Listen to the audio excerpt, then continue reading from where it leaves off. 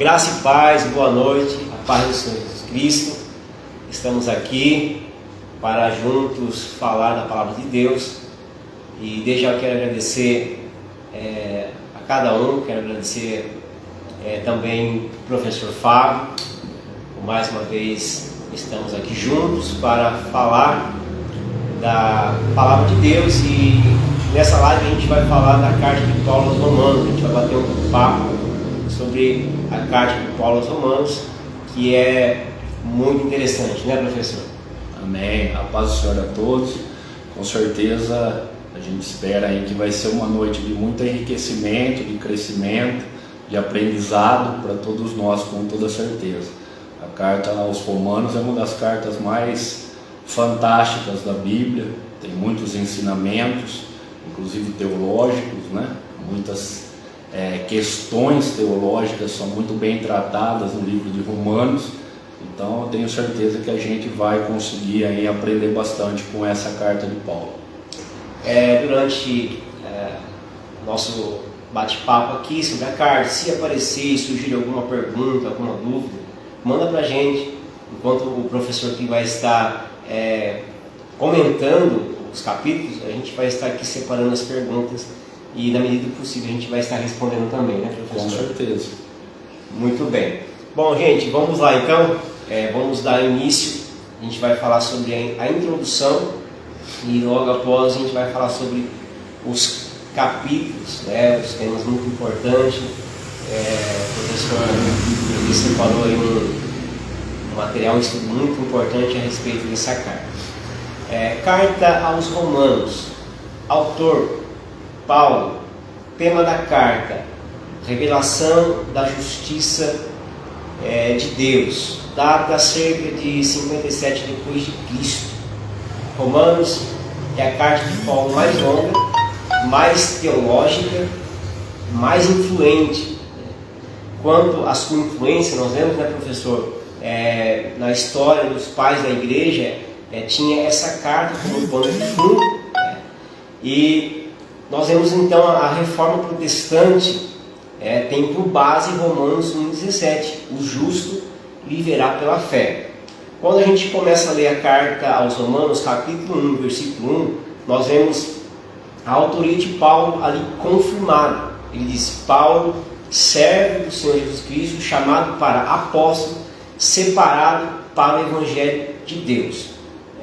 Coisa interessante que Paulo ele mostra primeiro ele sendo servo, né, não o seu título. Depois ele fala que ele é apóstolo, chamado para o Evangelho de Deus.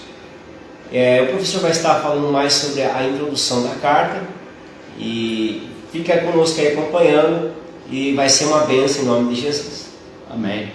Como o pastor já falou, né, a autoria ela é indiscutível, né? É Paulo quem escreve. Como o pastor falou, ele escreve por volta do ano 56, 57. Ele encontra-se neste momento na cidade de Corinto, no final da sua terceira viagem missionária, né? Ele está ali em Corinto, e ele então resolve escrever a carta aos Romanos. O que a gente precisa entender é que não foi Paulo quem fundou a igreja de Roma. Isso, né? A gente vai olhando para a carta, a gente vê que brota no coração do apóstolo o desejo de ir até Roma e de lá poder então, né, propagar o evangelho entre eles, essas doutrinas, ensinar de uma forma mais profunda as doutrinas do cristianismo. E assim, ele escreve então essa carta antes, né? E aí, através de um discípulo ali, né, chamado Febe, essa carta é enviada para Roma, né? E como o pastor disse, né, quando a gente olha para a carta aos Romanos, a gente começa a entender essa questão da justiça de Deus, né? Isso fica muito claro na carta de Romanos, o tema da justificação. Então Paulo ele vai tratar na carta aos Romanos de uma forma bem abrangente, né, esse plano divino, como é que se deu essa salvação a todos. Então ele começa a carta, né, nos primeiros capítulos ele vai colocar da universalidade do pecado. né? Vamos dar uma pincelada já na carta, depois a gente vai, né, aprofundando em cada capítulo no decorrer. Mas Paulo então ele vai falar que tanto gentios quanto judeus são pecadores. E eles necessitam então de um Salvador, né? E Paulo até vai fazer um questionamento durante a carta, né? Como é que eu, sendo pecador, eu vou agora me aproximar de Deus? Como é que isso seria possível? E aí ele vem dar a resposta, ele vem falar que somente através de Jesus Cristo isso é possível. Então ele vem mostrar a justificação, né? A redenção, a salvação por meio da obra que Jesus Cristo faz, né? Num determinado momento da carta ele chega a fazer a comparação entre o que acontece com a atitude de Adão lá no Éden e depois através de Jesus Cristo, um único homem, né? Jesus precisou se fazer homem para realizar esta obra redentora na vida da humanidade, né? Então através de Jesus ele vem apresentar Jesus como a solução, né? E um outro ponto interessante dos capítulos que a gente vai falar hoje é a comparação que ele faz entre lei, carne, espírito, né? Porque até antes de Jesus as pessoas elas davam importância para a lei, elas tentavam seguir o que a lei determinava. Ele vai mostrar que a lei infelizmente não tinha condições de salvar, né? E somente através de Jesus Cristo é que a gente vai obter essa salvação. Então é uma carta, como a gente falou, muito interessante para a gente entender esse processo de salvação. Quando a gente fala, por exemplo, de amartiologia, né, que é a doutrina do pecado, Romanos tem muito material sobre isso. Quando a gente fala de soteriologia, né, a doutrina da salvação, Romanos vai mostrar muito, vai trazer muitos subsídios para a gente conseguir entender melhor esse plano de Deus para a humanidade. Mas a gente vai se aprofundar mais aí durante os capítulos, aí, senão a gente vai ficar só na introdução. A carta aos Romanos é um grande desafio estudar a carta aos Romanos, é uma grande responsabilidade e também é um grande privilégio poder estudar essa carta, né, de Paulo aos Romanos. A gente vai direto para o capítulo 1, professor, onde o capítulo 1 trata do assunto da carta, que é justiça pela fé, e nós vemos Romanos 1, 16 e 17, que fala da salvação, né? Paulo vai dizer que ele não se envergonha do Evangelho do Senhor Jesus Cristo, porque é poder de Deus, né, para a salvação de todo aquele que nele crê, primeiro dos judeus e também depois do grego. E a gente escutou aqui o professor falar que a carta de Paulo aos Romanos fala de salvação, soteriologia, no grego. Salvação é um livramento, né? E o único caminho da salvação é Cristo. Então, Cristo é o único caminho que leva ao Pai. E no versículo 17, Paulo ele vai dizer, porque nele se descobre, nele quem? Em Cristo, se descobre a justiça de Deus de fé em fé, como está escrito, mas o justo viverá pela fé. Significa que Jesus ele tomou sobre si o castigo nosso e satisfez a justiça de Deus. E aí vivemos de fé em fé, sempre o justo, sempre o cristão tem que viver de fé. Fé no começo, né? Até o final temos que ter fé. Bem o que o pastor falou, né? Esse capítulo 1 ele vem nos mostrar que, na verdade, o ser humano, ele, por sua natureza, ele é um pecador, né? E que ele necessita, por ele só ele não vai conseguir resolver o seu problema, né? O problema do pecado que o afasta de Deus, enfim.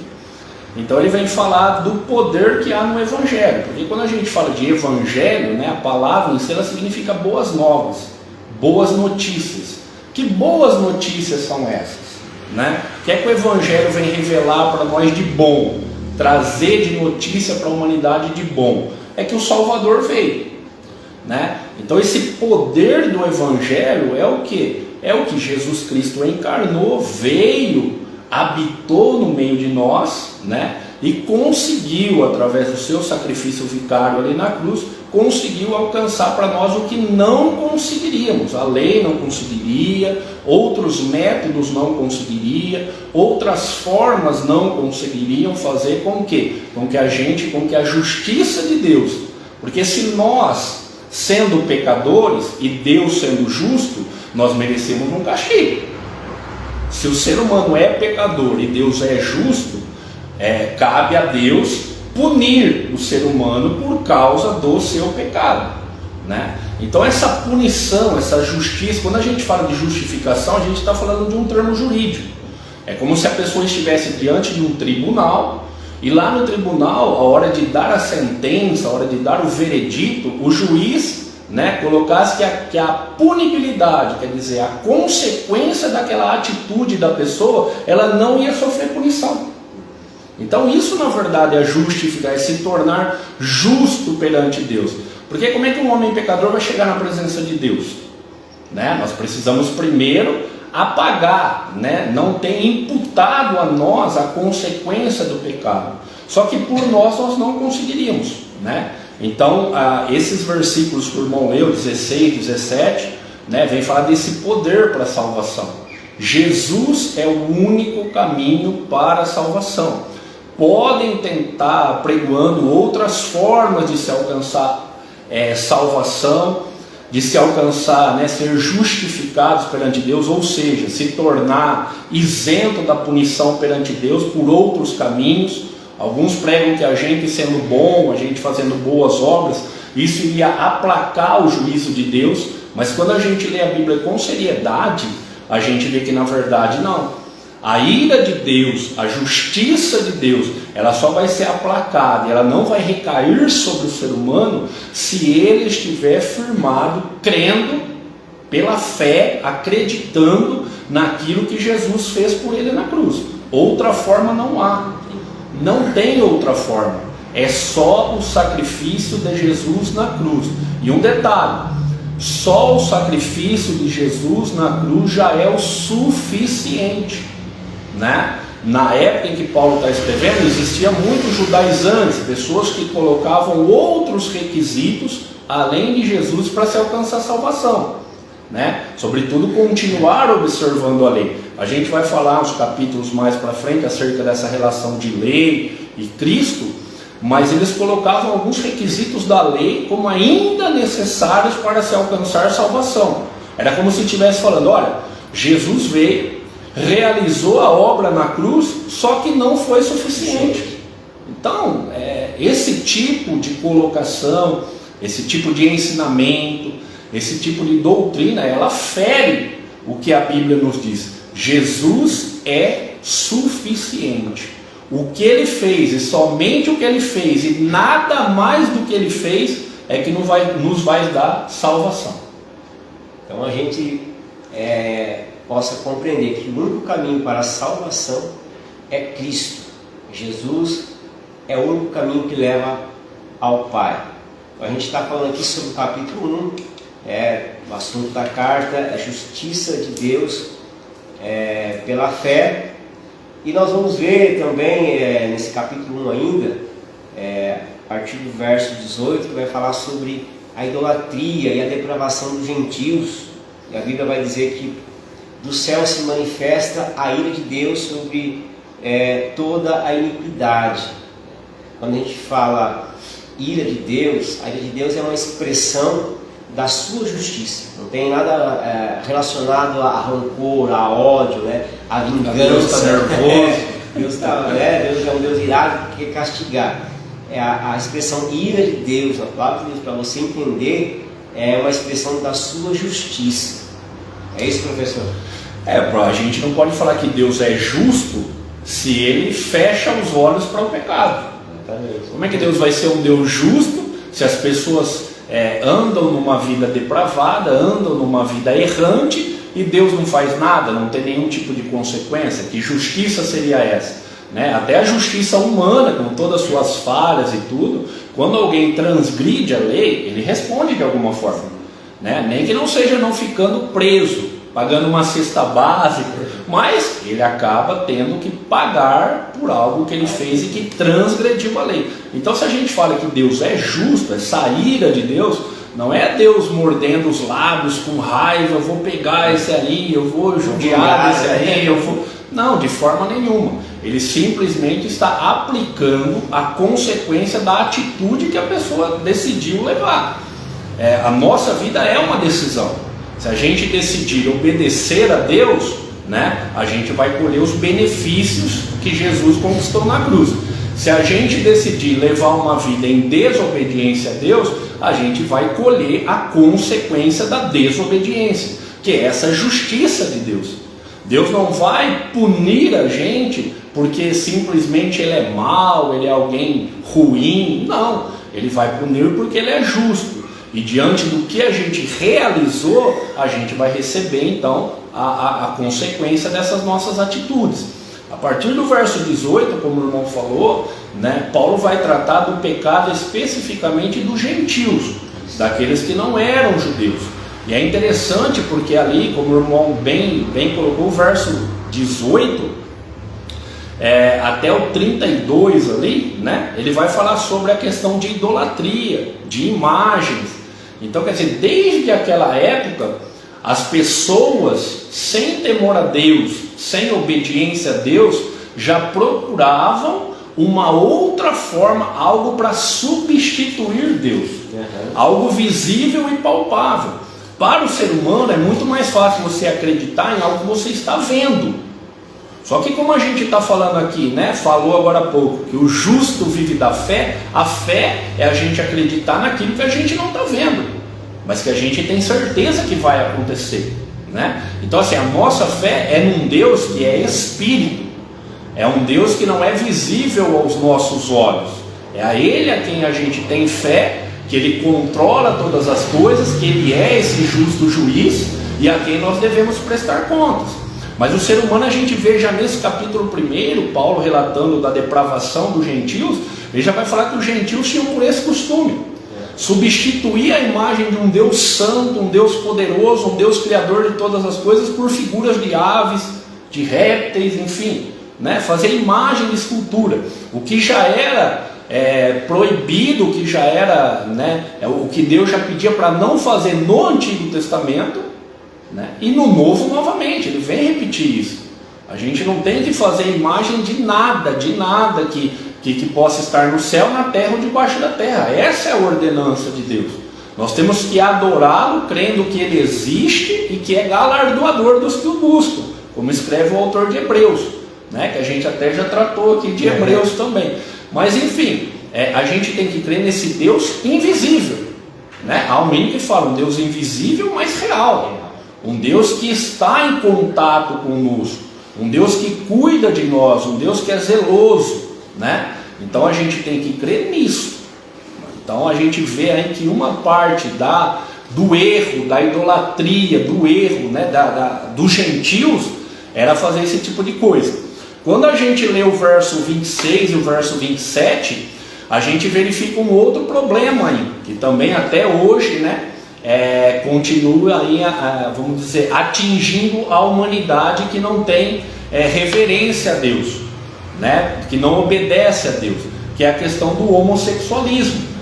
Ali é falado, irmão, ninguém aqui odeia o homossexual, quer a morte do homossexual, nada disso, irmão. A gente quer que a luz do Evangelho resplandeça na vida dele, que Deus possa transformar a vida dele, que ele possa entender que Deus o ama, que Deus o criou, né, como homem ou como mulher, e ele deve glorificar a Deus da forma com que Deus o criou. Ninguém está falando nada contra a pessoa, mas a gente vê que já nessa carta aos Romanos, Paulo vai falar, no verso 26 e 27 ele vai falar que a mulher começou a fazer coisas que não lhe competiam, usar o seu corpo de uma forma diferente daquela que ela foi criada. Vai falar acerca do homem fazer a mesma coisa. Então, irmão, o que era errado lá atrás, né, na época de Jesus, na época de Paulo, continua sendo errado hoje. Embora o discurso de aceitação seja muito mais bem aceito pelo mundo, a igreja precisa entender, irmão, que nós servimos a Deus e temos a Bíblia como nosso livro de regra e fé. A Bíblia não muda, né? Embora alguns pastores aí, né, que se dizem pastores, dizem que a Bíblia tem que ser atualizada, que a Bíblia já está defasada. Irmão, a Bíblia é imutável, porque ela é a palavra de Deus e Deus é imutável. Então a gente não tem que mudar nada. A verdade é que a gente quer adequar a vontade de Deus àquilo que a gente quer praticar. E é exatamente o que Paulo está falando, as concupiscências carnais. O ser humano ele tem desejo, então ele quer fazer aquilo. Então, para se justificar perante Deus, ele quer achar uma forma de Deus aceitar aquela prática de que na verdade Deus não aceita. Então Paulo vem falar desse problema, né, do pecado no meio dos gentios, no final do capítulo 1, né?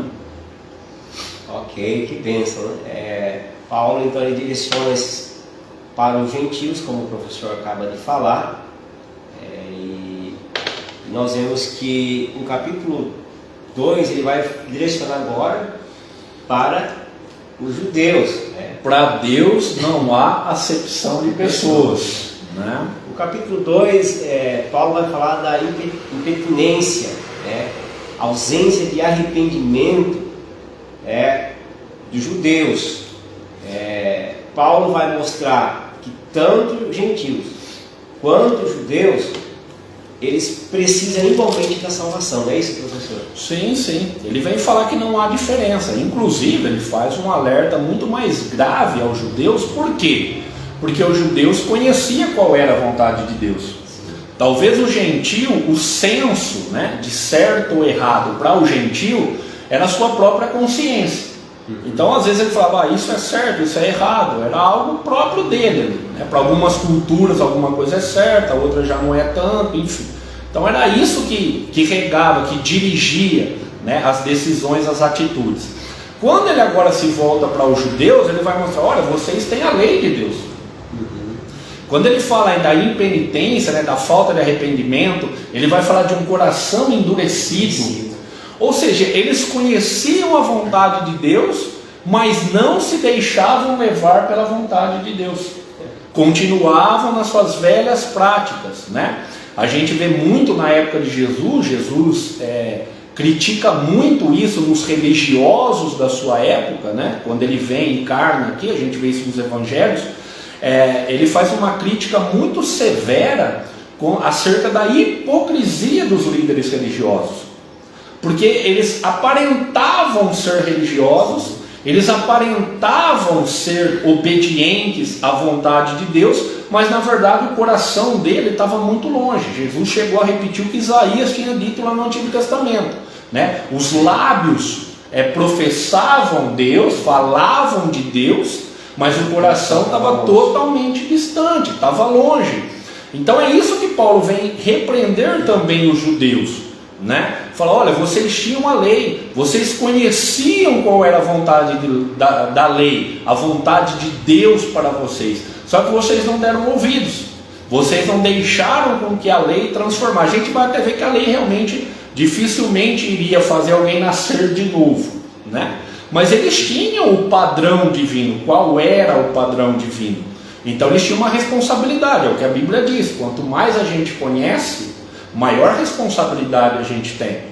Então é uma advertência de Paulo para os judeus, né? Olha, vocês são impertinentes, vocês sabem, ficam na prática do erro, né? Tinham até um mecanismo de perdão de pecados, criticavam os gentios, falava mal dos gentios, não conversava com o samaritano, que era meio irmão. Quer dizer, nós somos exclusivistas, nós somos os tais, nós temos a lei de Deus, nós somos o povo escolhido, então, né, o resto não serve para nada e nós é que somos bons. Paulo vem falar que eles não são bons é nada, porque eles tinham aquilo, mas continuavam na prática da maldade. E da mesma forma que o gentio necessitava de um Salvador, para tirar eles daquela condição de juízo divino, de ira divina sobre eles, para vir para a justificação, os judeus também necessitavam desse Salvador. Eu vou ler aqui, professor. Por favor. Romanos 2, versículo 3, diz assim: E tu, homem, que julga os que fazem tais coisas, Olha que versículo interessante. Cuidais que, fazendo-as tu, escapará ao juízo de Deus?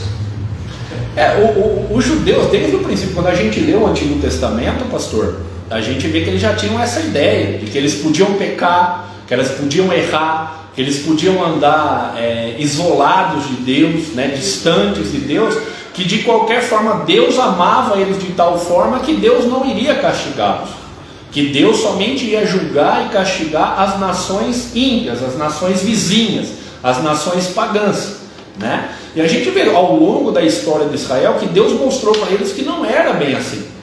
Quando eles desobedeciam, eles tinham sim uma consequência. A gente vê isso muito claramente no livro de Juízes, né? E depois a gente vê no final do Antigo Testamento, Jeremias falando acerca disso, né? Eles são levados cativos por causa da sua transgressão, por causa de desobedecer. Então o título de cristão não vai salvar ninguém, irmão. Eu vou na igreja todo domingo, né? Eu tenho carteirinha de membro. Não pensa que a hora que chegar lá no céu vai apresentar a carteirinha e vai passar, né? Não é o título que vai nos fazer salvos, mas é como a gente recebe o Evangelho e a resposta que a gente dá a esse Evangelho, né? A gente vai ver aí nos próximos capítulos que a gente tem que dar uma resposta.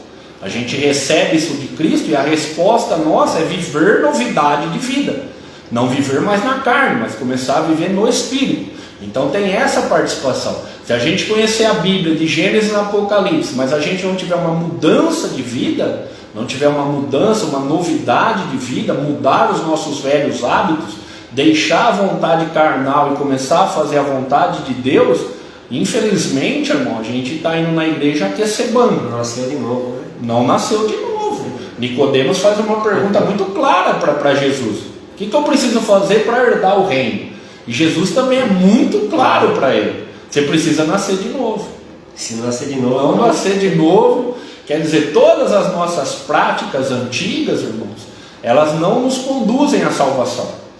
Mas pela fé a gente aceita o que Jesus fez, alcança a salvação, e aí a gente vai desenvolver essa salvação, né? Através do nosso dia a dia a gente vai nos santificando, né? De glória em glória, de fé em fé, dia após dia, a gente vai nos aprimorando, nos tornando mais parecidos com Cristo.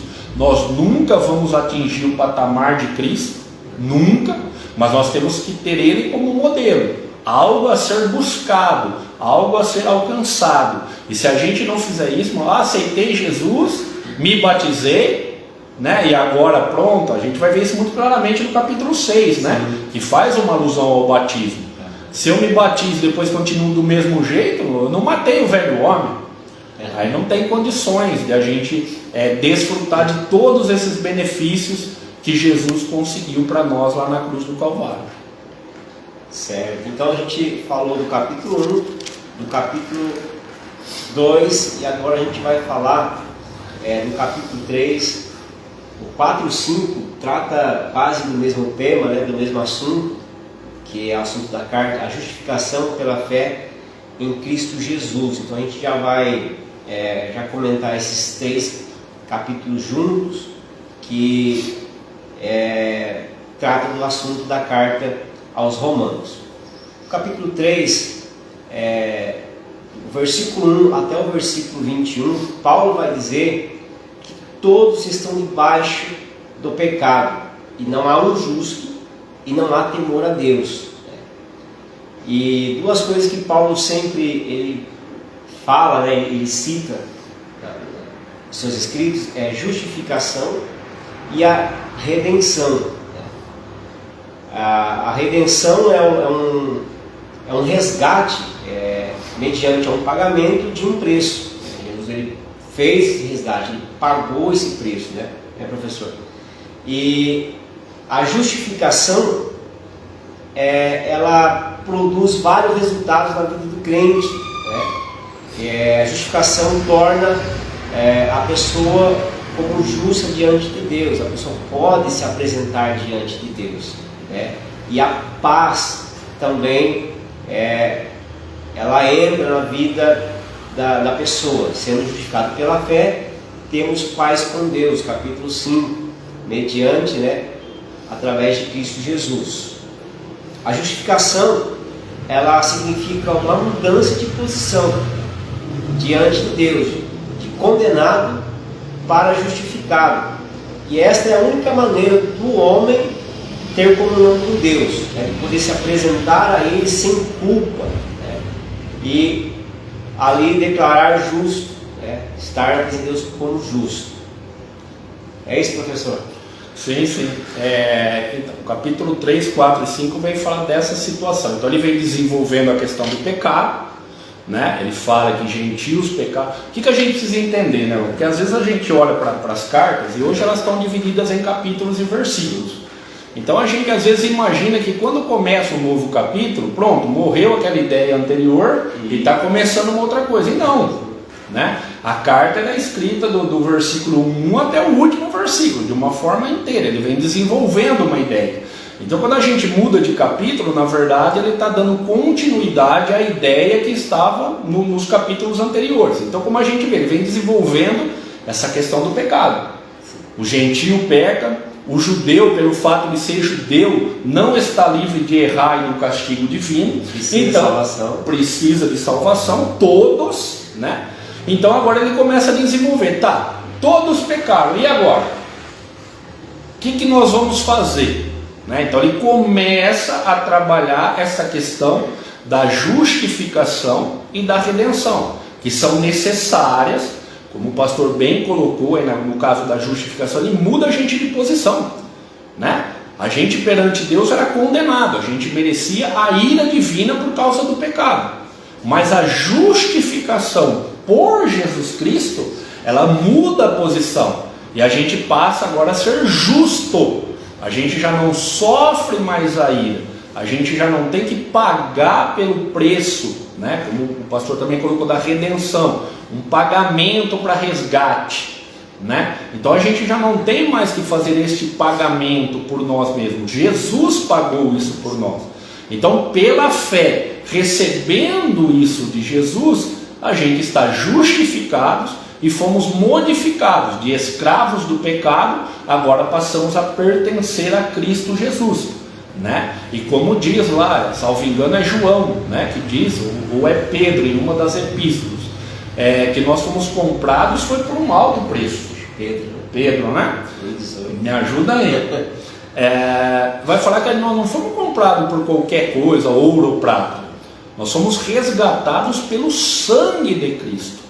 Então ele vem falar da universalidade do pecado, e agora ele começa a desenvolver a solução, a forma como nós vamos escapar da ira de Deus, como o pecado não nos vai fazer ser castigado como merecíamos, E eu quero ler um versículo, se o pastor permite, do capítulo 3, onde ele está desenvolvendo isso, é o verso 22, diz assim, isto é, a justiça de Deus pela fé em Jesus Cristo para todos e sobre todos os que creem, porque não há diferença.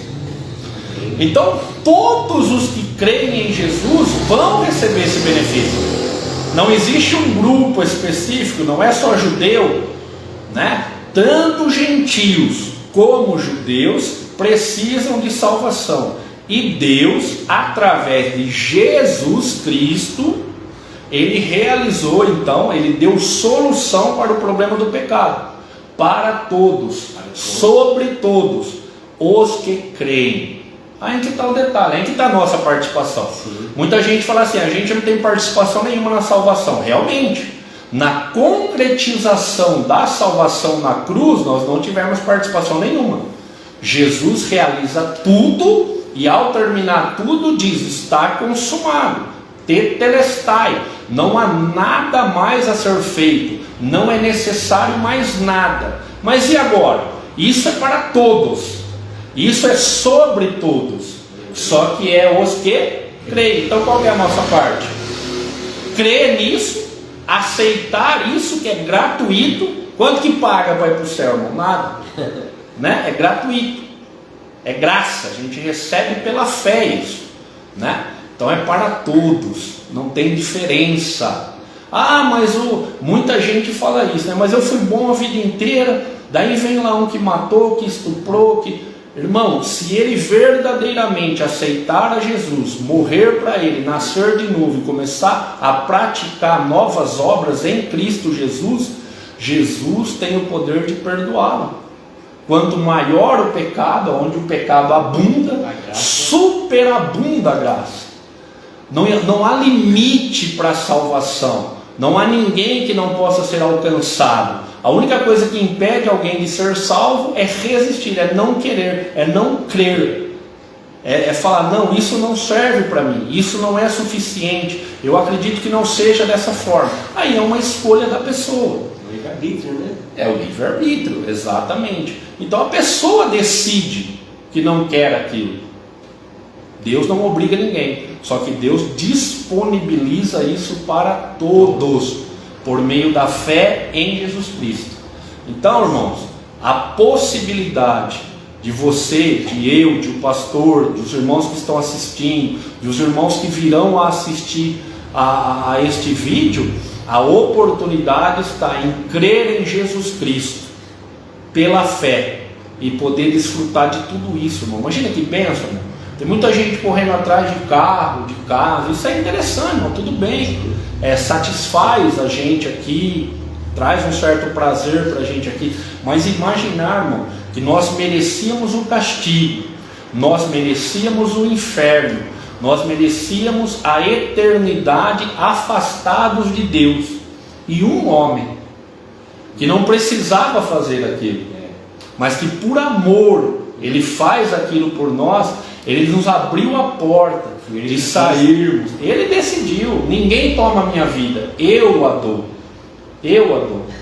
né? Então, quando a gente começa a analisar isso, irmão, é algo espetacular, é algo extraordinário, é algo que tem que trazer uma alegria dentro da gente imensa, porque saber que um ser maravilhoso, santo, eterno, né, todo poderoso, olhou para nós e decidiu fazer algo para nos trazer para perto dele, isso tem que ser a alegria do cristão. Sim. Mesmo que aqui na terra a gente passe tribulações, passe dificuldades, o fato de Jesus ter vindo e nos reconciliado com Deus, o pastor citou, nos trouxe paz com Deus, irmão, isso aí tem que ser motivo da gente sair dando piruleta na rua, irmão. Tem que ser motivo da gente se alegrar, de ficar feliz, porque a gente sabe que o nosso destino, né, pela justificação, nós somos tirados da condição de condenados e passamos a ser filhos de Deus novamente. Não é qualquer coisa. Imagina você ser um condenado. Essa é a ativação. Essa tem que ser. Se for outra, ele acaba desistindo. Mas quando ele olha para Jesus, autor e consumador, ou seja, ele planejou e ele executou o plano de salvação. Quando a gente olha para ele, irmão, não tem como a gente se desanimar porque às vezes um irmão fez alguma coisa, né? Porque o irmão pisou no nosso pé, porque o irmão não deu a paz do Senhor, né? São coisas que ficam insignificantes diante do que Jesus fez por nós. Não tive oportunidade, pastor. Sair da igreja, né? Na primeira oportunidade, porque a gente muitas vezes, pastor, a gente falha, né? Eu digo isso como uma autocrítica para a igreja atual. A gente falha quando a gente vai ensinar o evangelho. A gente ensina o evangelho de vitórias e de conquistas, e realmente ele conquistou vitórias, né, para nós, sobre a morte, sobre o pecado, sobre o diabo. Ele conquistou isso. Mas a gente prega muito terrenamente, e às vezes a gente esquece de mostrar essas bênçãos espirituais. E o que realmente importa, a gente falou aqui também numa outra live da carta aos Efésios, né, que já Paulo também já no capítulo 1 diz: toda sorte de bênçãos celestiais estão em Cristo Jesus. Então quando a gente começa a olhar para dentro, porque aqui, irmão, a gente vai viver o quê? Né? Eu estou pensando em viver uns 200 anos só, pastor. Né? Tá bom, né? Tá bom. Né? E depois? E aí? Será que aniquila tudo, como alguns pregam? Né? Acabou, morreu, acabou, não tem mais nada? Ou será que a gente morre, a gente volta, para a gente ver se a gente fica mais bonzinho em outra vida? Como é que será que funciona? Né? Então, quando a gente olha para a Bíblia e a gente começa a crer em Jesus como nosso Salvador, a gente vê que existe algo que é infinitamente melhor, infinitamente superior a qualquer bênção que a gente possa alcançar aqui na terra. E aí a gente não vai trocar isso por nada. Quando a gente sabe qual é o presente que Deus nos deu, não é qualquer coisa que a gente troca. A gente não abandona esse presente e joga fora essa possibilidade por qualquer entreveiro, por qualquer tempestade, por qualquer dificuldade dessa vida. Paulo escreve, né? Não dá para comparar. Não tem como comparar o que a gente passa aqui com a glória que há de ser. Irmão, ter o corpo glorificado. Imagina, irmão, não precisar dormir mais porque ele fica cansado, não ter doença, não sentir tristeza, não sentir dor, né? Estar com o corpo ali vigoroso, glorificado, sem nenhum problema, ao lado, não é o corpo, mas estar ao lado de Deus. Sim, exatamente. Irmão, se a gente começar a pensar isso aí, a gente quer já subir logo, irmão, não quer nem mais ficar aqui na terra, né? Nosso dever então é pregar a palavra de Deus da maneira que ela é, para que nós venhamos alcançar a eternidade e passar a nossa eternidade com Cristo.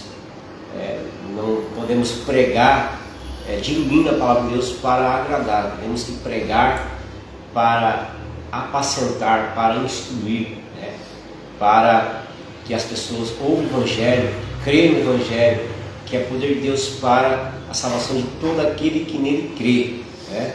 Viu, pastor? A gente vê, por exemplo, na pregação de Jesus, ele fala muito acerca das coisas que iriam vir. Sim. E acerca do inferno. Exatamente. Hoje a gente tem um receio de pregar sobre o inferno, né? E Jesus falou muito acerca do inferno. É o pragmatismo religioso, né? Diluir a palavra de Deus. Falar o que agrada ao ouvido, né? Existe uma pregação de Jonathan Edwards, que é muito antiga, que ele diz, né? Pecadores na mão de um Deus irado, né? Então, quando a gente entende aqui a ira, justificação, redenção, procurem aí essa pregação, esse esboço que tem até escrito já para a gente ler, mas tem áudios, enfim, de pessoas falando, para a gente entender qual era o nosso destino. Sim. E através da justificação por Jesus Cristo, pela redenção, pelo preço que ele paga na cruz, da onde a gente saiu para onde a gente foi. E aí a gente vai começar a compreender melhor o que é realmente o Evangelho de Cristo. A justificação ela é maior que o perdão, porque o perdão ele apaga, ele remove. A justificação nos coloca diante de Deus sem culpas, como se a gente nunca tivesse pecado diante dele. Olha que doutrina poderosa, né? Abençoada, maravilhosa que tem na palavra de Deus para as nossas vidas. A gente vê, professor, no capítulo 4, nós vemos ali Abraão sendo justificado pela fé. Paulo cita Abraão, que é antes da lei, antes de Moisés, né? E Abraão, antes de Cristo. Abraão tinha fé em Deus. A gente falou no começo, fé, viver sempre pela fé, viver de fé em fé, de fé do começo ao fim, né? E Abraão tinha essa fé em Deus e nas promessas que Deus tinha feito para ele, e vivia em obediência ao Senhor. Vemos a salvação então pela fé e não pelas obras. Realmente pela lei, professor, ninguém então se salvaria. Não tinha como, porque assim, na verdade, a lei é ruim. A lei não era ruim. A lei era a vontade de Deus, foi Deus que deu a lei. Só que o que a lei não conseguia fazer? Transformar as pessoas. Então a lei foi dada por Deus, e as pessoas, ao olharem para a lei, aqueles que ainda queriam fazer a vontade de Deus, eles olhavam para Deus, para a lei, e procuravam obedecer a lei, seguir os princípios da lei. Mas em algum ponto eles acabavam falhando. Por quê? Porque a natureza humana, ela não é capaz de ser perfeita.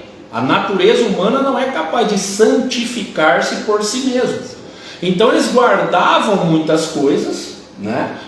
Jesus vai falar isso para os fariseus, por exemplo, acerca do dízimo, que estava na lei.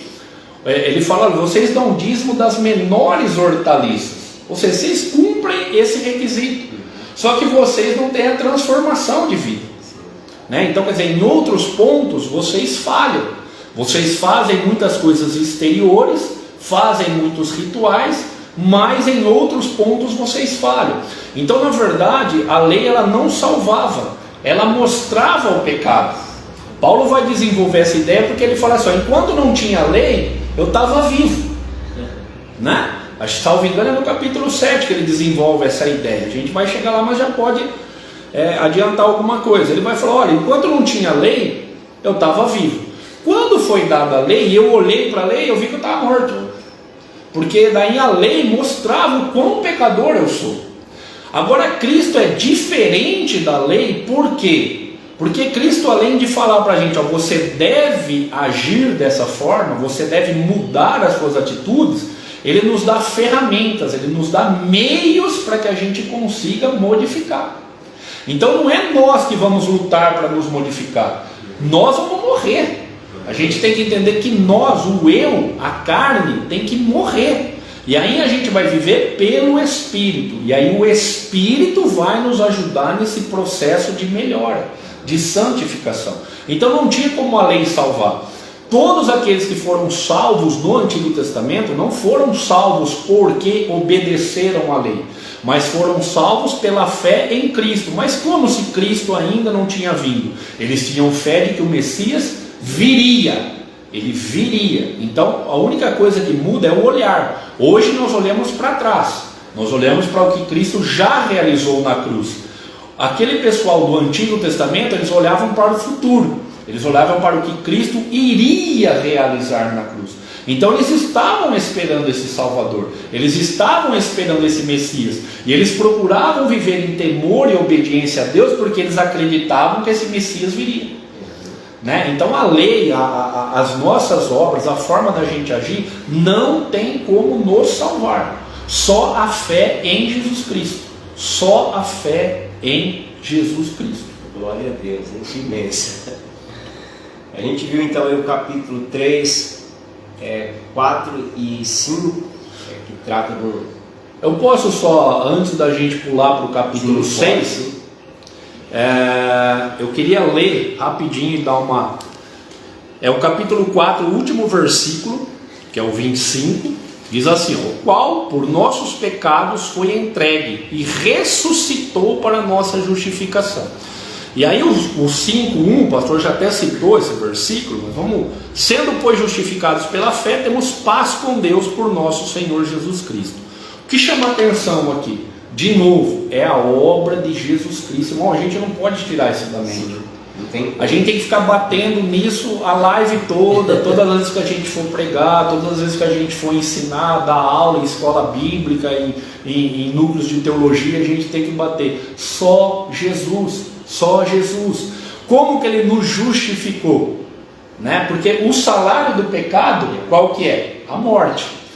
Cristo nos justifica, quer dizer, Ele nos tira dessa condenação da morte através da sua ressurreição. O último versículo vai dizer: Ele foi entregue, mas ressuscitou. E essa ressurreição, essa vitória sobre a morte, é que agora também nos dá a condição de vencermos a morte. A gente pode até falar assim: mas as pessoas não continuam morrendo? Sim, morrem fisicamente, mas o próprio Jesus disse: ainda que esteja morto, viverá. Paulo vai descrever em Coríntios essa questão da ressurreição em 1 Coríntios 15, e ele vai deixar muito claro. Assim como a gente crê que Cristo ressuscitou e é a primícia, quer dizer, foi o primeiro que ressuscitou em corpo glorificado, nós tivemos outras ressurreições na história bíblica, mas as pessoas ressuscitaram ainda no corpo corruptível, viveram mais um tempo e morreram novamente. Cristo é o primeiro que morre, ressuscita em corpo glorificado, né? e ascende ao céu. E assim como Ele está lá, Ele venceu a morte e ressuscitou. Essa é a nossa esperança. Então qual é a nossa esperança? Que se vivermos na fé em Cristo Jesus, dando bons frutos, obedecendo o que Ele nos pede, procurando viver uma vida piedosa, Ele vai voltar, vai ressuscitar os nossos corpos, ou se nós estivermos vivos, né, como Paulo escreve aos Tessalonicenses, se nós ainda estivermos vivos, mas na obediência, nós vamos também ter o corpo glorificado e a gente vai passar a eternidade com Cristo. Então é Cristo, a obra de Cristo, que nos traz paz com Deus. Essa divisão do pecado, para a gente encerrar isso aí, essa divisão do pecado que fez entre o homem e Deus, através de Jesus Cristo, Ele está nos reconciliando, Ele está nos trazendo de volta a Deus. E sabe o que eu acho lindo? Porque assim, quando há uma briga, né, uma discussão entre duas pessoas, normalmente a reconciliação parte daquele que errou. Quando ele toma consciência, eu errei, eu não devia ter feito aquilo, eu não devia ter falado daquela forma, eu não devia ter agido daquele jeito. Aí ele vai, pede desculpa e tenta uma reconciliação. A humanidade, Deus, quem peca, quem erra é o ser humano. Mas quem toma a atitude de reconciliar, quem toma a frente e traz a reconciliação e chama de volta, é Deus. Ele não tinha nada que, você não quer contato comigo, você prefere desobedecer? Sim. Tudo bem, né? Mas olha que coisa linda, o verso 8 do capítulo 5, Deus prova o seu amor para conosco em que Cristo morreu por nós, sendo nós ainda pecadores. Então isso é coisa assim, é fantástico. Deus nos amou quando a gente era filho da sua ira, né? Quando a gente estava... Ele nos amou como pecadores. Ele veio, ele disse, eu vim para pecadores, chamar a pecadores ao arrependimento. Então eu só queria fazer... Que amor é esse, né? Que amor é esse? Eu queria só fazer um adendo para quem está ouvindo, para quem vai ouvir. Não existe pecado tão grande que Deus não possa perdoar. Deus tomou a atitude, Deus está de braços abertos esperando que nós reconheçamos a nossa fraqueza, reconhecemos que somos pó, que reconheçamos que necessitamos dele e vamos até ele. E aí ele vai fazer toda essa obra em nós. Se a gente permitir realmente, se a gente deixar o Espírito começar a trabalhar na nossa vida, a gente vai modificar. Porque quem começou a boa obra, ele começa a boa obra e ele vai terminar, ele vai nos aperfeiçoar. Basta nós querermos. Não precisa pegar chicotinho, eu brinco, né? Pegar um chicotinho e ficar batendo nas costas para pagar os nossos pecados. Não precisa. Jesus já pagou, ele já nos amou. Já pagou por isso quando nós éramos pecadores. Agora o que ele está é esperando a nossa resposta. Você crê?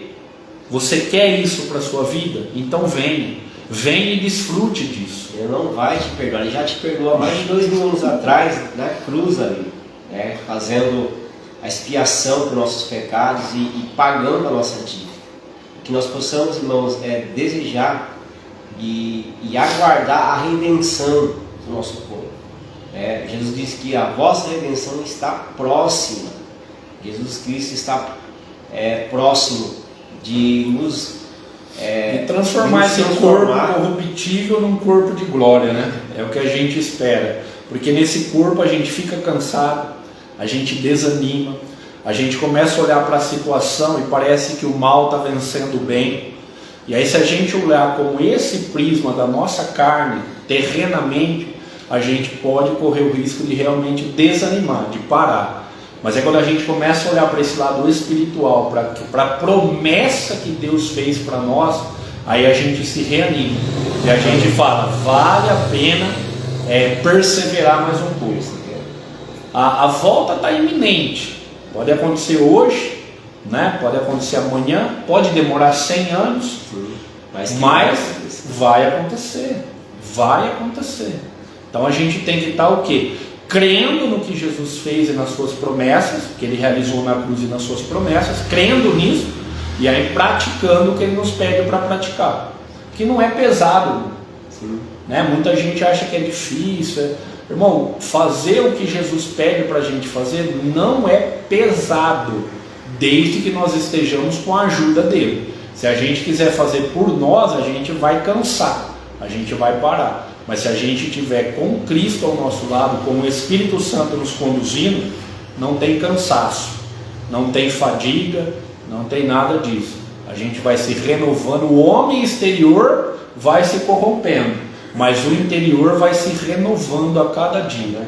E aí a gente vai aumentando essa nossa esperança, a gente vai nos tornando mais santos, não isentos de erro, porque todos nós ainda vamos falhar enquanto nós estivermos nesse corpo corruptível, mas dia após dia nós vamos nos santificando. Isso é um processo que começa no batismo e vai até a volta de Cristo.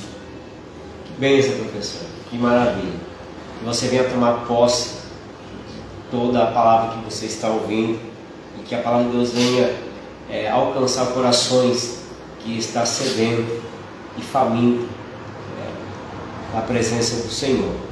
A gente vai falar então agora sobre o capítulo de número 6 da carta aos Romanos. Paulo então vai dizer no capítulo 6 que a graça não nos deixa permanecer no pecado e nos livra e tira do poder do pecado.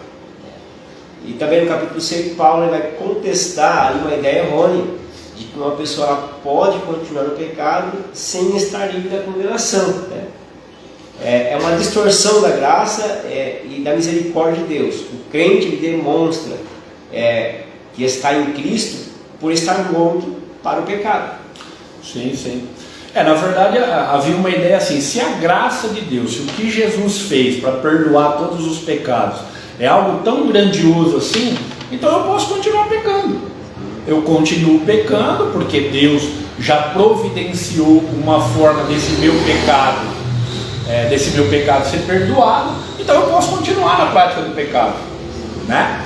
E aí Paulo então no capítulo 6 ele vem ensinar que essa ideia é errônea. Essa ideia não condiz com o que verdadeiramente Cristo fez. Eu até quero citar aqui João, lá no final, né, da Bíblia, né, na sua primeira epístola, não no Evangelho de João, na primeira carta de João, lá no final, no capítulo 3, verso 6, João vai dizer que aqueles que são filhos de Deus, aqueles que conhecem a Jesus, aqueles que professam a vida em Jesus Cristo, eles já não vivem mais no pecado. Eles já não têm mais esse domínio do pecado sobre eles, eles já não têm mais o poder do pecado operando contra eles. Já não tem. Então, Paulo vem realmente rebater isso aí. E até ele faz aquela analogia que a gente estava falando há pouco acerca do batismo. Ele fala que a partir do momento que a gente reconhece a Cristo como nosso Salvador, a gente morre assim como Cristo morreu na cruz. E aí a gente tem que ressuscitar como Cristo ressuscitou, mas aí já numa novidade de vida, já não mais no mesmo erro, já não mais nas mesmas práticas. Eu quero ler vamos para a Bíblia que é melhor, né, do que a gente falar. Mas o verso 4, por exemplo, do capítulo 6, de sorte que fomos sepultados com ele pelo batismo na morte, para que como Cristo ressuscitou dos mortos pela glória do Pai.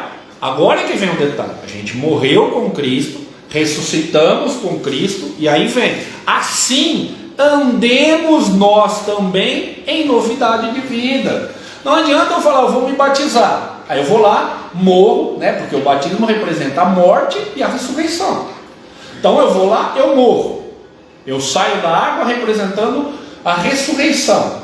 Só que aí eu continuo nas velhas práticas, não adiantou nada. Paulo vem deixar muito claro, Deus resolveu o problema do pecado, mas a partir do momento que você reconhece que é pecador, aceita Jesus na sua vida, agora o pecado tem que sair. Agora você já não pertence mais ao pecado, não é mais o pecado que domina a sua vida, não é mais os seus desejos carnais e as suas concupiscências que regem as suas atitudes. Mas agora tem que ser Cristo, então tem que ser tudo novo, é uma novidade de vida. Aí vem o verso 6 e diz assim, sabendo isso, que o nosso velho homem foi com ele crucificado, para que o corpo do pecado seja desfeito, a fim de que não sirvamos mais ao pecado. Então Paulo nesse capítulo 6 ele deixa muito claro essa nova vida que nós temos que ter. Jesus resolveu todos os pecados, Jesus resolve o problema do pecado, só que agora a gente não pode mais viver pecando. Viver para Deus, né? Viver para Deus, viver uma novidade de vida, nova criatura, novas atitudes, novos pensamentos, né? E isso é simples? Não é simples. Nós precisamos, porque se a gente falar assim, não, eu nasci assim, né? Eu cresci desse jeito e eu vou morrer assim, ninguém vai mudar. Aí, irmão, aí fica difícil. Agora, a partir do momento em que a gente fala, não, eu sei que embora eu tenha praticado alguma coisa boa, eu era mal por natureza, agora Cristo me resgatou e agora eu vou viver para Cristo. Me ensina, Espírito Santo, me ensina o que fazer, me ensina o que falar, me ajuda a purificar minha mente, os meus pensamentos, né? E aí é interessante porque João vai escrever 17 do Evangelho de João, que a santificação vem pela palavra. E a Bíblia vai nos ensinar que quando a gente lê a palavra, quem vai nos dar o verdadeiro entendimento e vai nos fazer compreender o que Deus quer é o Espírito Santo. Então a gente vê que em todo esse processo de abandono de pecado e novidade de vida, essa nova geração que Pedro vai dizer que agora é de uma semente incorruptível, que é a palavra de Deus, tem que ter a participação do Espírito Santo. Sem ele por nós, não, agora eu aceitei Cristo, entendi o que ele fez, agora eu vou andar diferente. Eu vou fazer, eu vou ser diferente. Não vai. Paulo escreve, o que eu quero fazer de bem eu acabo fazendo mal. Está em Romanos. A gente vai chegar lá. O que eu quero fazer de bem eu faço mal. Não adianta. A natureza humana ela é tendenciosa a fazer o que desagrada. Né? Então a gente tem que viver uma vida agora de espírito. Né? Paulo deixa isso muito claro em Gálatas 5. Vale muito a pena a gente ler ali a partir do verso 16, ele vai falar de obras da carne. Depois ele chega no verso 22, ele vai falar agora quais são as obras que nós temos que praticar. E ele vai dar ali 9 frutos do Espírito. E para a gente produzir esses frutos do Espírito, a gente tem que estar como Jesus falou lá em João 15. Nós temos que estar ligados à videira, porque sem ele nada a gente consegue fazer. Mas se nós estivermos ligados em Deus, direcionados pelo Espírito, nós vamos conseguir praticar obras dignas do nosso arrependimento. E aí a gente vai estar caminhando para a Nova Jerusalém. Agora, se a gente quiser caminhar com os nossos passos, do nosso jeito, fazer da nossa forma, mesmo depois de ter conhecido a Cristo, aí infelizmente o ser humano ele vai falhar. Infelizmente. No versículo 7, do capítulo 6, Paulo vai dizer algo muito importante também. Aquele que está morto para o pecado, ele está justificado do pecado.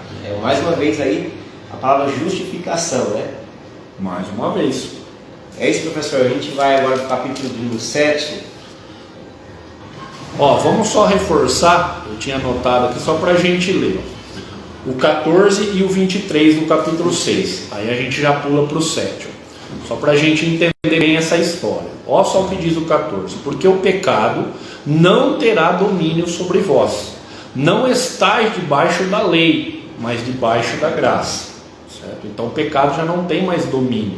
Não, a gente dominava o homem não tinha como escapar. O homem não tinha. E a lei apontava exatamente o erro. A lei mostrava. Olha um exemplo. Quando alguém era pego em adultério na época da lei, o que acontecia? Apedrejamento, era uma punição. Jesus vem, pega aquela mulher no adultério e diz: a lei pede para a gente fazer isso. A pregação dele dizia que tinha que se perdoar. E aí, como conciliar as duas coisas? O que ele fala? Se você não tiver nenhum pecado, ou seja, o único que tem possibilidade de julgar alguém é Deus, que é santo, que nunca pecou. Então, se ele não pecou, só que é interessante que o que ele fala para aquela moça? Vai e não peque mais. Houve um perdão do pecado. A lei ia tirar pedra. Jesus perdoa, mas a partir do perdão é uma nova vida. Não pecar mais, né? E aí lá embaixo, para a gente encerrar o 6. Irmão, a gente devia fazer uma live para cada capítulo, né? Imagina, né? Mas o 23 diz assim: porque o salário do pecado é a morte, mas o dom gratuito de Deus é a vida eterna por Cristo Jesus nosso Senhor. Está aqui de novo a chave da mudança. Quando éramos pecadores, o que a gente merecia? Morte. E não só a morte física, mas a morte no sentido do afastamento eterno de Deus, né? O desligamento, nós iríamos nos afastar de Deus eternamente por causa do pecado, né? Mas aí vem, mas o dom gratuito, de novo, não tem que pagar nada. Graça, né? Graça, gratuitamente. Deus nos dá vida eterna por meio de Cristo Jesus. De novo, Cristo Jesus, não existe outro. Não existe São não sei o que, não existe Santa não sei o que, não existe biblicamente, tá? Pode existir lá em alguma lei, algum decreto feito dentro de alguma religião, mas quando a gente olha para a Bíblia, A Bíblia é sagrada, né? Bíblia, Palavra de Deus. Bíblia. Se nós falarmos que a Bíblia é nosso livro de fé, então a gente precisa entender o que a Bíblia fala. E em nenhum lugar da Bíblia é dado outro a quem nós devemos adoração e a quem nós devemos a nossa salvação. Exatamente. Só Jesus Cristo. Nós lemos aqui, ó, em 5, 6 capítulos, lemos já 2, 3 versículos falando que é Jesus Cristo. Jesus Cristo. Vida eterna, Jesus Cristo. Gratuitamente. Basta a gente aceitar o que Ele fez e começar a viver novidade de vida. Amém?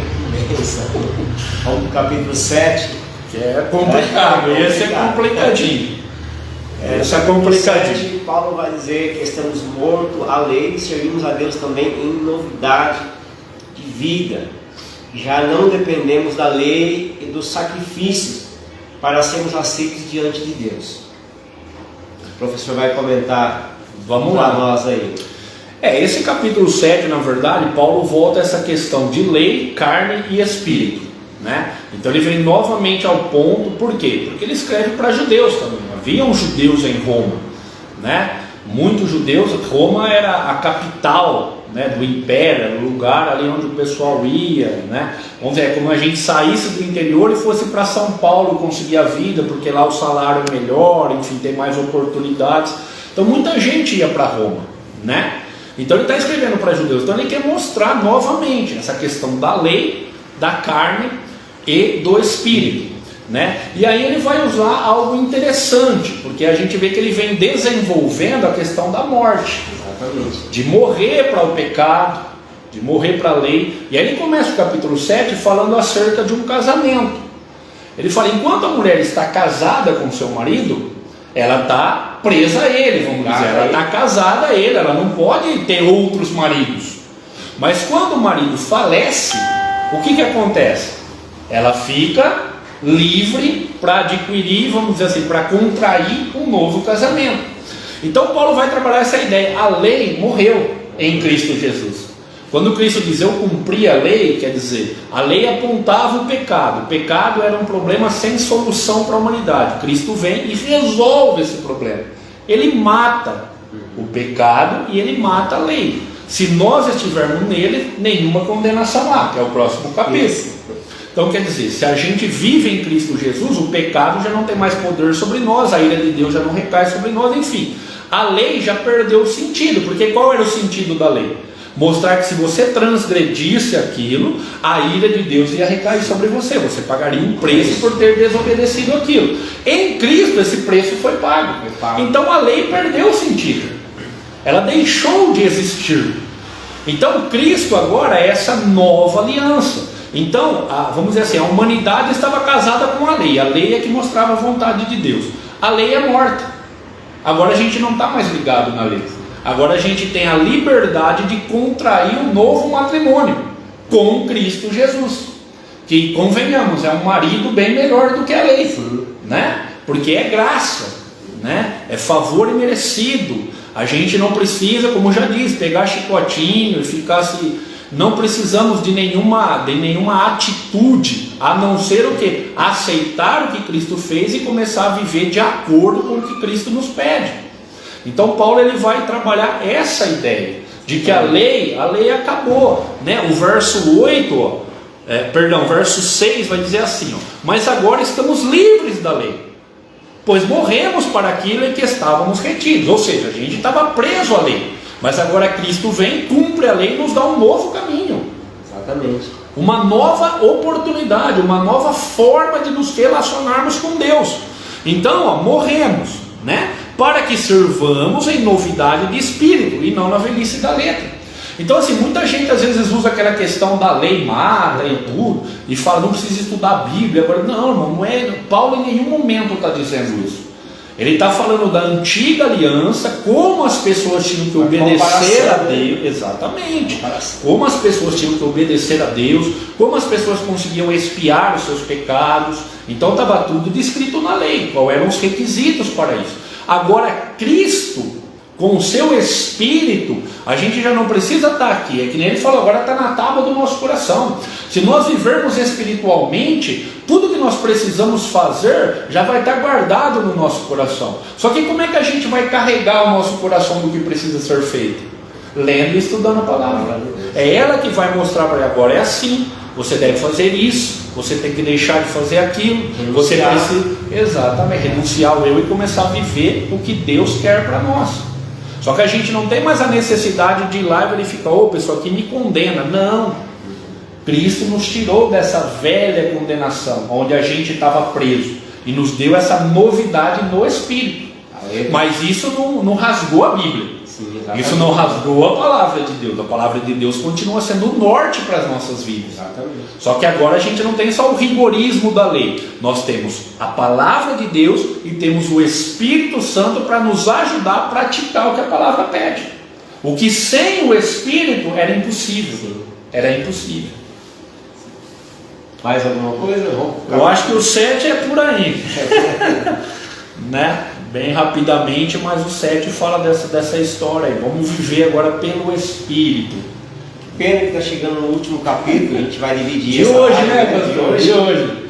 Terça nós estamos aí de novo. A próxima terça, dia 19, então, marque aí, acompanhe juntamente conosco. A gente vai falar dos capítulos restantes dessa carta maravilhosa que Paulo escreve aos Romanos, né? Que é uma bênção para nós. A gente vai falar então do capítulo de número 8, que Paulo ele vai dizer agora que a gente tem uma nova vida debaixo da graça.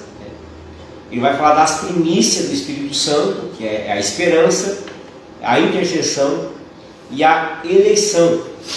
No capítulo 7, que nós acabamos de comentar, o professor aqui comentou, Paulo mostra que a vida sem a graça de Deus é derrota e escravidão do pecado, não tem outra coisa, e condenação. Só que agora no capítulo 8 ele já vai começar dizendo que nenhuma condenação há para aqueles que estão em Cristo Jesus, não há condenação, estamos livres da condenação porque estamos em Cristo. O professor vai comentar para nós o capítulo 8. Como a gente falou, né, a carta inicialmente ela não estava dividida em capítulos, então ele continua desenvolvendo essa. Então vamos analisando. Ele se apresenta, ele fala da questão do pecado, tanto de gentios quanto de judeus. Aí ele começa a apresentar a solução, que é Jesus Cristo. E aí agora ele começa a trabalhar essa questão. Se é Jesus Cristo, né, no capítulo 7, se é Jesus Cristo, a gente já tem que viver agora pelo Espírito que ele nos concedeu. E aí no 8 ele vai concluir essa ideia, porque ele fala, se a gente fizer isso, aquela condenação do pecado, e que nos trazia morte, e que levava nós para distante de Deus, agora ela já não opera mais efeito em nós. O pastor citou o verso 1, né, que é de novo, em Cristo Jesus. Tá? Em Cristo Jesus é que nos tira da condenação. Mas olha o que diz o versículo 2, porque a lei do Espírito de vida em Cristo Jesus, de novo, a lei do Espírito, quer dizer, não é mais a letra, mas é o Espírito, em Cristo Jesus. Olha o que ele faz, ele me livrou da lei do pecado e da morte. Então ele começa a desenvolver isso.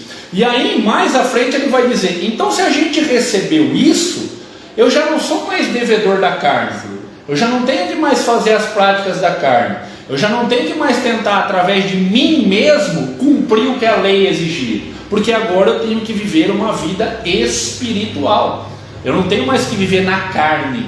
A inclinação para a carne é morte, né? A inclinação para o espírito ele mostrou até agora que andar na carne, viver longe de Deus, querer obedecer a lei, ser justificado obedecendo a lei, não iria conseguir resgatar o homem. A gente falou no começo que é um plano de salvação. Esse último capítulo aqui é muito interessante. Não, mas é assim mesmo. A gente tem que ir trocando as ideias. É que às vezes eu falo demais. Mas ele vem desenvolvendo isso. Nós estamos falando que o principal era o quê? Paulo mostrar um método de salvação. Todos pecaram e precisavam ser justificados para alcançar a salvação. Certo? Então ele vem mostrando desde o princípio, não há outra forma a não ser viver no Espírito por Cristo Jesus. O ser humano no pecado, inclinado para o pecado, ele é inimigo de Deus, né? Ele torna-se inimigo de Deus. Bom, a gente vai ter uma luta muito grande contra a nossa carne, porque Paulo vai dizer o seguinte: mesmo vivendo em Espírito, mesmo procurando obedecer à vontade do Espírito, dentro de nós há uma luta terrível. Porque a nossa inclinação carnal quer fazer o que agrada a carne. E a vontade de Deus, o Espírito Santo de Deus que tem que habitar em nós, ele quer fazer a vontade do Espírito. Então fica essa guerra. Agora você imagina esta guerra da vontade da carne sem a gente ter o Espírito, sem a gente aceitar Cristo. Por isso que ele vai falar, a lei, a nossa inclinação é carnal. Sem Jesus, sem o Espírito Santo, a gente não consegue vencer a nossa natureza carnal. Não vamos conseguir. Não adianta falar, eu sou o super-homem, eu vou conseguir, eu resisto. Não resiste. Não resiste. Como o apóstolo Paulo fala, né? Miserável homem que sou, quem me livrará do corpo dessa morte, né? O corpo, a natureza caída, né? O corpo pecaminoso. Você vê que um homem que tinha essa ideia do que Cristo tinha feito, tinha essa compreensão do que era necessário, ele escreve vários versículos dizendo: eu sou miserável, eu sou o maior dos pecadores, eu preciso lutar todo dia contra mim, eu tento fazer o bem por mim. Paulo, eu tento fazer o bem, eu não consigo. Alguém que tinha toda essa compreensão. Então quem somos nós, irmãos, para querer levar uma vida distante do Espírito Santo, né? Se a gente leva a sério, se a gente entende o que Cristo fez por nós, nós precisamos, nós somos carentes, nós necessitamos do amigo Espírito Santo na nossa vida. Porque se a gente não tiver ele na nossa vida, a nossa carne vai nos derrotar. Infelizmente a nossa tendência é carnal. Irmão, mas eu nunca matei ninguém, nunca roubei ninguém. Mas os nossos pensamentos, às vezes uma palavra que a gente diz mata também. Às vezes só o nosso pensamento de querer o mal para alguém, e isso é normal para o ser humano. Mas para quem é extraterrestre, que nem eu brinco, né? Nós não pertencemos a esta terra, né? Nós somos cidadãos do céu, somos celestiais, né? A nossa morada não é terrena. A gente tem que ser diferente. A gente não pode ter essas mesmas práticas. E como é que a gente vai conseguir viver essa novidade de vida que o apóstolo Paulo diz que é necessário? Só com o Espírito Santo de Deus. Assim não tem condenação. O senhor citou uma coisa muito importante. Imagine nós sem o Espírito Santo e nos ajudando a lutar contra a carne, né?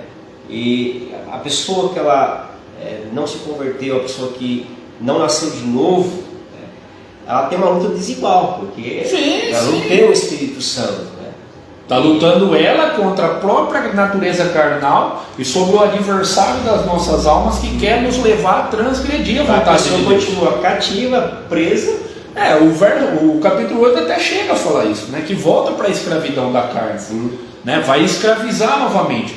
O senhor citou o termo redenção. Redenção também era um termo jurídico que era usado para quê? Naquela época havia escravos. Então, se alguém quisesse comprar o escravo para lhe conceder liberdade, ele pagava um preço.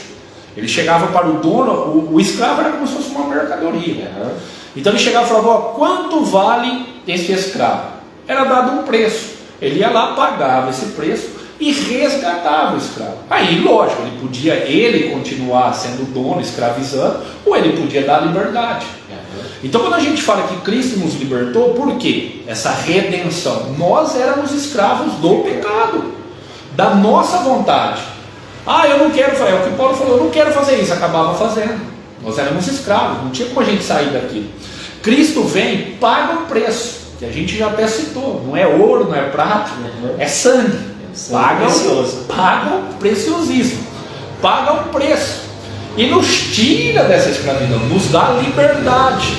Aí, ó, ele nos deu liberdade. Imagina só, irmão, alguém está lá preso, você abre a porta da cela e fala, você pode sair, você está livre. Aí ele sai, ele olha do lado e fala, nossa, agora eu vou ter que trabalhar, agora eu vou ter que começar a me esforçar aqui para conseguir alimento, para ter um salário. Vou voltar para lá, porque lá eu tinha comida, lá eu tinha um lugar para dormir, vou voltar. Então quer dizer, quem conhece a Cristo, sabe o que Jesus fez, sabe essa libertação que Ele nos deu do pecado, e resolve voltar para o pecado, ele quer ficar preso.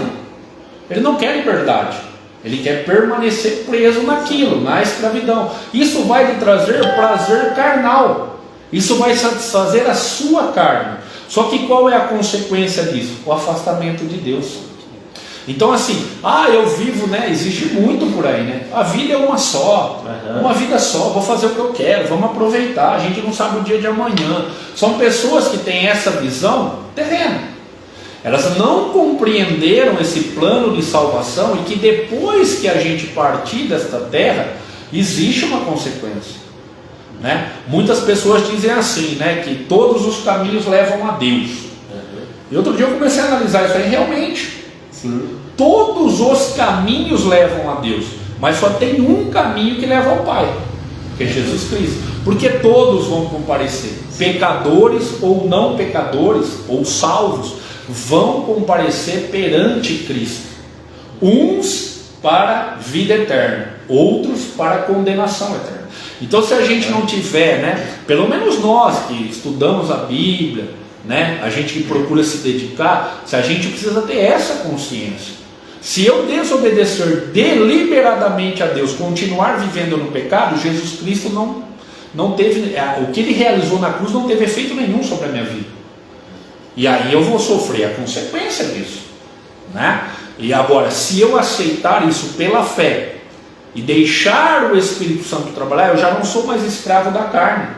Agora, pelo Espírito de Deus, né, o capítulo 8 vai dizer, eu posso chamar Deus de Abba Pai.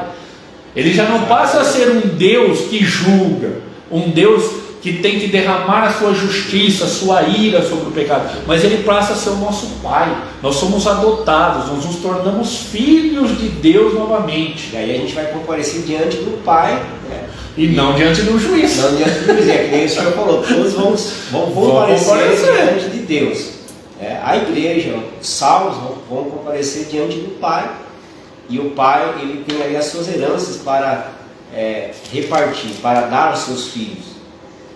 E o ímpio, aquele que não se converteu, vai chegar em Deus como um juiz naquele dia. Mas que todos vão chegar lá diante dele e vão. E um juiz justo. Isso que é o problema. Porque a gente vai querer, né? A gente não, misericórdia. As pessoas que chegarem lá sem Cristo, elas vão querer se justificar. Mas Deus, eu fiz isso por causa disso, eu fiz isso por causa daquilo. Ele é justo porque Ele conhece até a intenção do coração. Então Ele vai saber por que você fez isso ou por que você deixou. Então vai ficar inexcusável, ou seja, não vai ter desculpa. Paulo vai tratar lá no capítulo 1 que a gente mencionou, e o senhor está tocando agora no assunto. Nós somos inexculpáveis. É que diante de todas as coisas criadas, a gente sabe que existe um Criador. E a gente não tem como chegar e dizer, eu não conhecia Deus. Só de olhar para a natureza, as coisas criadas, o que Ele fez, manifesta ali que existe um Criador, que é soberano, eterno.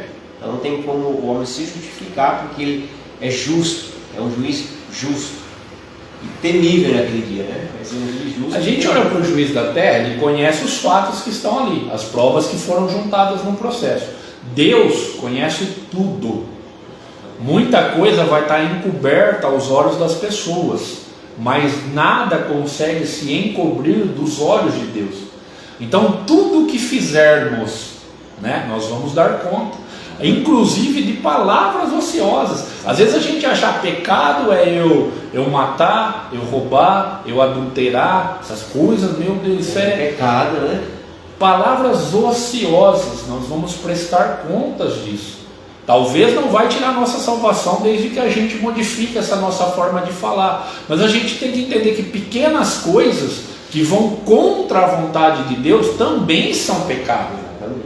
Né? Não existe um pecador maior e um pecador menor. Todos pecaram e destituídos estão da glória de Deus, ou seja, estão afastados de Deus. E essa reconciliação, essa reaproximação, de novo falando, só através do que Cristo fez na cruz do Calvário. Ali ele estava reconciliando, né? Paulo vai escrever isso lá em Coríntios, né? Salvo engano é 2 Coríntios capítulo 5, verso 19. Ele vai dizer que em Cristo Jesus Deus estava reconciliando a humanidade com Ele. Então a gente estava separado. Isso que a gente precisa entender, compreender. E é isso que Paulo vem trabalhando. Todos pecaram. Ah, você é judeu, você acha que você não tem pecado? Tem pecado também. Ah, eu sou crente há 30 anos na igreja. Não pode relaxar. Continua firme, continua perseverante, continua santificando, porque ainda a sua salvação ainda depende do resto da caminhada. Perseverar até o fim. Perseverar até o fim. Então, é isso que Paulo vem tratando, é isso que Paulo vem falando. Mas o que é lindo é porque pecado teve uma grande consequência para a humanidade, mas Paulo vem mostrar que Deus também deu uma solução. E a gente vê também no capítulo 8 as primícias do Espírito Santo, como eu falei, a esperança. A gente vê no versículo 18: porque para mim tenho por certo que as aflições desse tempo presente não são para comparar com a glória em que há de ser revelada. Então a gente tem a esperança. É aquilo que a gente chegar na glória. Paulo tinha essa visão. E ele deixa escrito para que nós também desenvolvamos essa visão. Nós não podemos olhar terrenamente. A nossa esperança está onde? Está nas coisas futuras. Está naquilo que Cristo prometeu que vai realizar no final dos tempos. Até o pastor fez um convite, né? Escatologia. É maravilhoso, né? Se alguém que estiver assistindo tiver a oportunidade de ver, de aprender, é algo fantástico quando a gente começa a meditar nas promessas futuras que nós temos. Então é nisso que a gente tem que ter esperança. Né? Jesus conquistou isso e Ele promete que se nós estivermos com Ele, nós também vamos ser co-herdeiros. Ou seja, nós também vamos ser como filhos, né? Nós vamos ser herdeiros, receberemos todas essas promessas que foram feitas. Ele já concretizou, Ele já recebeu e vai voltar para nos buscar, para que aonde Ele estiver, nós estejamos também desfrutando das mesmas bênçãos que Ele desfrutou como homem. Porque como Deus é esperança, não pode. E Ele vai falar então da intercessão, né, que é a primícia do Espírito Santo. A esperança, a intercessão está no versículo 26. E da mesma maneira também o Espírito ajuda nossas fraquezas, porque não sabemos o que havemos de pedir como convém, mas o mesmo Espírito intercede por nós com gemidos inexprimíveis. Ele intercede pela nossa vida. Você vê que Paulo, pastor, ele vem trabalhando essa história do pecado, a lei, a carne. Agora ele já começa a trabalhar quem vive no Espírito. Quem vive no Espírito tem esperança nas promessas. Quem vive no Espírito é alguém que busca essa intimidade com Deus através da oração, crendo que às vezes até sem saber as palavras que vamos expressar, Deus vai nos ouvir, vai nos entender, vai nos ajudar, vai nos fortalecer. Então agora aqui nesse final do capítulo 8, ele já começa a trabalhar as ideias daqueles que entenderam todo esse processo que ele vem trabalhando, que era pecador, que Jesus tirou dessa condição, que abandonou a lei e a carne, agora vive no Espírito, e aí ele começa a descrever o que o Espírito produz em nós. Exatamente. Né? A esperança, a oração, a busca de Deus, a novidade de vida, enfim. É isso que o Espírito vai produzir, uma diferença, né? Nós deixamos de ser um humano carnal e passamos a ser um ser espiritual. Temos que viver mais no Espírito do que na carne. E ele vai falar da eleição, né? E os que predestinou, a esse também chamou. E aos que chamou, a esse também justificou. E aos que justificou, a este também glorificou. É o processo, né? Aí a palavra eleição, tinha que fazer uma live só para isso. A gente comentou sobre em Efésios, né? Na verdade, assim, nós, né, pentecostais, que seguimos a linha do arminianismo, o que a gente entende como eleição? A raça humana. Deus não planejou, não projetou um processo de salvação para os anjos caídos, não planejou, arquitetou para a terra, que foi amaldiçoada na queda. A terra vai ser destruída e vai ser construída, né? Vai ser feita um novo céu e uma nova terra. Mas o ser humano, sim, o ser humano foi escolhido para quê? Para que tivesse a possibilidade de sair da condenação do pecado e vir para Cristo. Isso é um chamado, né? Então ele elege a raça humana e chama todos, chama a raça humana para vir e para receber essas bênçãos de viver espiritualmente e já não sofrer mais a condenação do pecado. Então ele chama, e aí ao chamar ele justifica, ou seja, o peso da condenação já não está mais sobre você. Então você foi escolhido para ser salvo, você é chamado para essa salvação. Ao aceitar esse chamado, você é justificado, você já não é mais condenado pelo pecado. E aí o último termo que ele vai usar, ó, é a glorificação. Que é o que? Então somos chamados, né? Saímos da condenação e estamos aguardando a glorificação. Então é o processo que o Espírito faz em nós. Ele nos convence do pecado, da justiça e do juízo. Nós começamos a trabalhar essa novidade de vida até chegar no momento final, esse corpo ser transformado. Irmão, a hora que eu falo isso, eu começo a imaginar, num piscar de olhos, irmão, a gente vai estar face a face com aquele que nos criou, com aquele que nos resgatou, com aquele que nos amou, né? Num corpo diferente, irmão. Né? Aquela história, imagina atravessar a parede, pastor. Jesus no corpo glorificado atravessava a parede, não tem mais limitação, né, para o corpo, não tem mais cansaço, não tem mais tempo, vamos ser eternos, não tem mais limitação de espaço, de tempo, a gente vai estar ali eternamente com Deus. É algo, irmão, é algo que é indescritível quando a gente começa a pensar. É muito lindo o que Cristo fez por nós sem merecermos.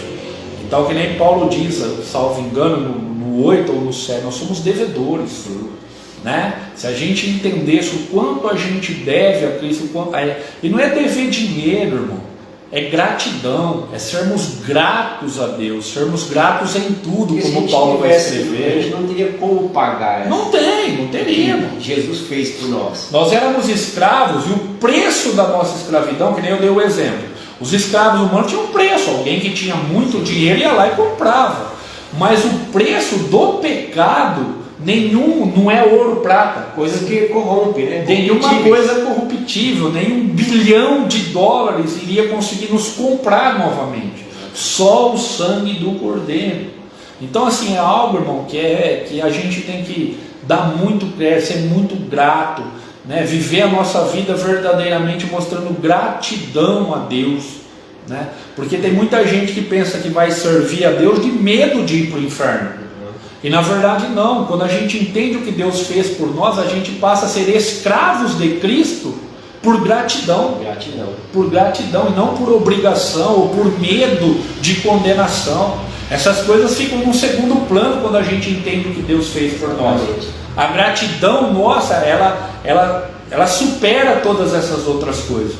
A gente serve a Cristo porque Ele é o melhor Senhor, porque Ele é o melhor para nós, porque Ele quer algo melhor para nós, porque Ele nos deu um destino melhor. Enfim, em Cristo tudo é melhor. Nenhuma condenação há para aqueles que estão em Cristo. Aleluia. Amém? Estar em Cristo é viver da maneira que agrada a Ele. Paulo, nos seus escritos apostólicos, ele escreve essa palavra, estar em Cristo, no Senhor, nele, por cerca de 160 vezes. Estar em Cristo é estar em comunhão, andando corretamente, agradando ao Senhor. Enfim, professor, chegou ao final, tem mais alguma coisa? O final do capítulo 8 é interessante, né? Porque ele fala que nada separa o amor de Cristo. Exatamente. Né? Então, como a gente já falou, a gente leu até um versículo que Cristo, né, Deus demonstrou o seu amor por nós, Cristo tendo morrido, sendo nós ainda pecadores.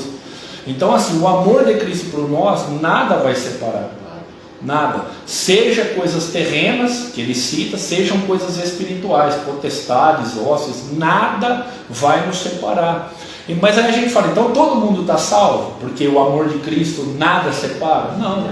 É o tal negócio, se eu amasse, né, a minha atual esposa, a época que a gente namorava, e ela não correspondesse a esse amor, hoje eu não estava casado com ela. Eu iria amá-la, mas ela não retribuiria este amor. É um exemplo só, meu irmão.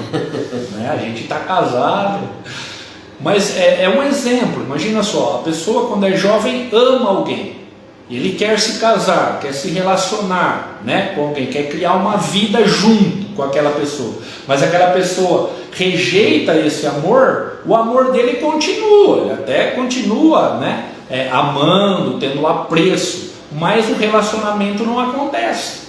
Então Deus amou, nada, a parte de Deus, irmão, nada vai fazer com que Deus deixe de nos amar. A única coisa que vai fazer com que Deus esse relacionamento não aconteça é a gente não retribuir esse amor. Exatamente. É a gente não obedecer à vontade dele, não querer esse relacionamento com ele. A parte dele, ele quer relacionar-se conosco, ele quer, e nada vai impedir dele se relacionar com o ser humano, mas nós precisamos dar essa resposta.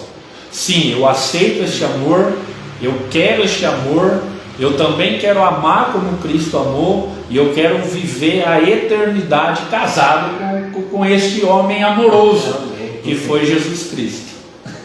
Enfim, que bênção, não?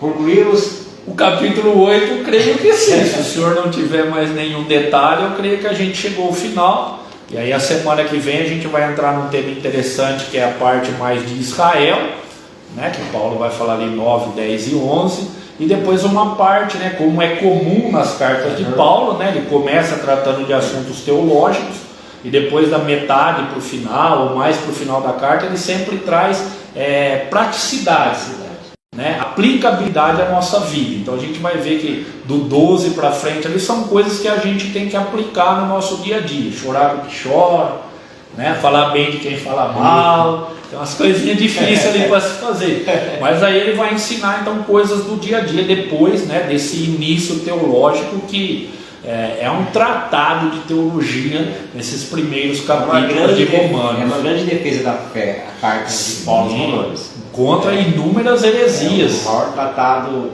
que existe no Novo Testamento. Amém? Louvado seja Deus. Que Deus abençoe. Professor. Amém. Obrigado mais uma vez, pastor. Eu que agradeço. Pela confiança, pelo convite, e a gente está sempre à disposição. Antes de encerrar.